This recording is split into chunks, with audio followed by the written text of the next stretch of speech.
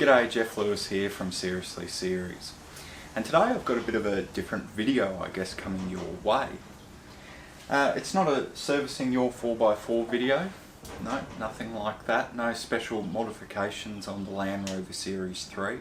It's more of just a documenting sort of the actual issues that are going on with this vehicle in regards to its engine, and it's looking at it objectively, and hopefully the findings from this might help yourself in regards to your own Land Rover vehicle or your own four-wheel drive that you might be looking at doing a bit of a restoration on.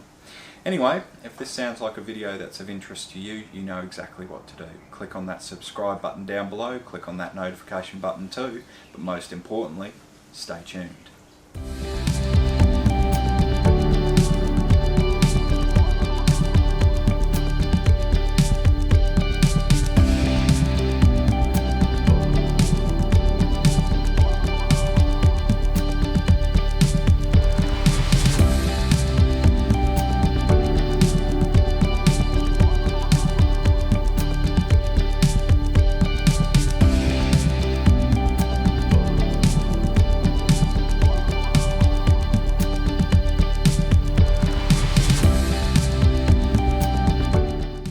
Rightio, as I said in the intro, this is just a bit of a vlog, really. As many of you know who follow the channel, I did an update video in regards to the big adventure that we did this year, or earlier this year, driving from the red centre of Australia, starting at Uluru or Ayers Rock, right down to the Australian Bight. And the reason that we did that is because we wanted to make a new documentary series that potentially we could produce for, you know, maybe YouTube, online streaming service, television, something along those lines. Now, before obviously embarking on such a big trip like this, I think we did a total of 5,000 kilometres or 3,000 miles. The Series 3 here actually underwent by myself, Damon, Mike and others, pretty much a full overhaul from top to bottom. And since Road to Ruin, it's sort of been overhauled probably 2 or 3 times. But one of the things that I've talked about also on the channel is the actual engine. And I actually got the engine rebuilt by another company, or a company I should say. And the reason why I did that is because, one, I didn't have the time, and two, I hadn't sort of done that before, and I thought, well, if I'm venturing off into the lonely inland of Australia, I really want to have a top quality motor that I'm not going to have to worry about too much in regards to was that put in correctly and was this done quite right. And what's sort of happened is something really quite interesting, and it's been a big learning curve for myself. And this hasn't just happened with the engine, but it's happened with other components. There's a big difference between getting something rebuilt and buying something brand new, or a brand new genuine part, that I've sort of realised. And particularly with the engine, within the first probably 500 kilometres or 800 kilometres, 1,000 kilometres I'd say of its life, it started using a bit of oil, and this progressively got worse and worse and worse, and by the time it probably did about 2,000 k's, it was consuming an alarming amount of oil. And I attributed this to, maybe a seal, like valve guide seals gone and all the rest, but it turns out it could be something a bit more major in the motor. And I've conducted a compression test on the engine, and 3 of the cylinders came back at 30% lower than what they should be, and the cylinder 4 came back at, I think, 50%, which is not good. So what I mean by that is you've got a X amount of pounds of pressure that should be within the cylinders when they reach a certain point, and basically cylinder 4 just couldn't get there.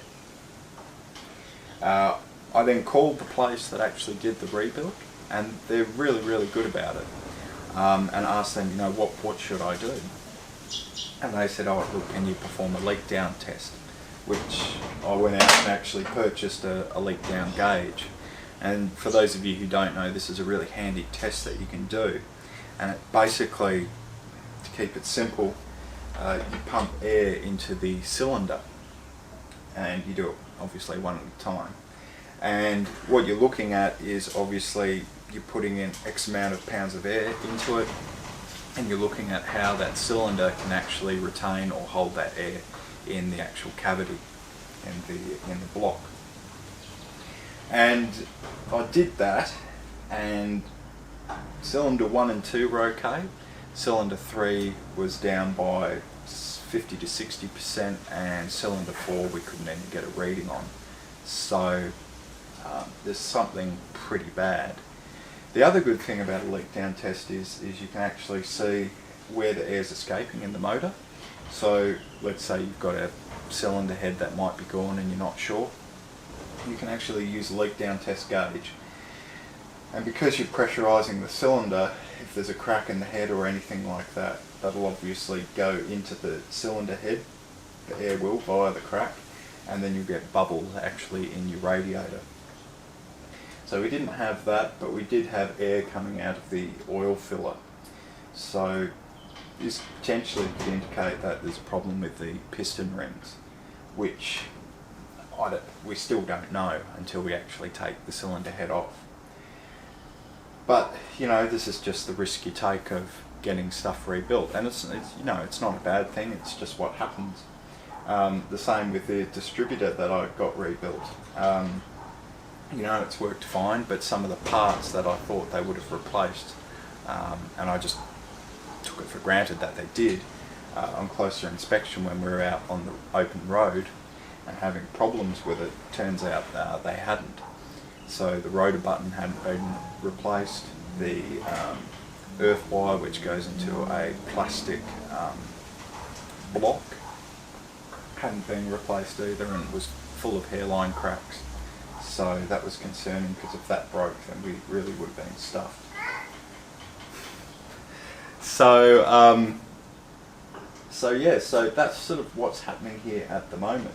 So the next step will be to pull the engine out and send it off, and hopefully we'll be able to find a verdict, because I'm not going to go any deeper into the engine at this stage, because I sort of feel that I didn't put it together, so I don't sort of know it inside and out. So I think it's a safer bet to send it back to those who actually did put it together in the first place. But anyway, I'll keep documenting it and sort of let you know what's going on. And I just thought this might be, just a few fun, useless facts to keep in the back of your mind, in case your vehicle's having similar problems, which it can happen. But anyway, I hope you've enjoyed this little short video in regards to this, and we'll keep you posted, as I said. And if you are enjoying the content here at Seriously Series, then please do support us via Patreon. All proceeds go to the production of these videos and a heck of a lot more. And if you're new to the channel, please be sure to click on that subscribe button down below, click on that notification button too, and that way you won't miss out on one single video. Anyway, I hope to see you in our next video.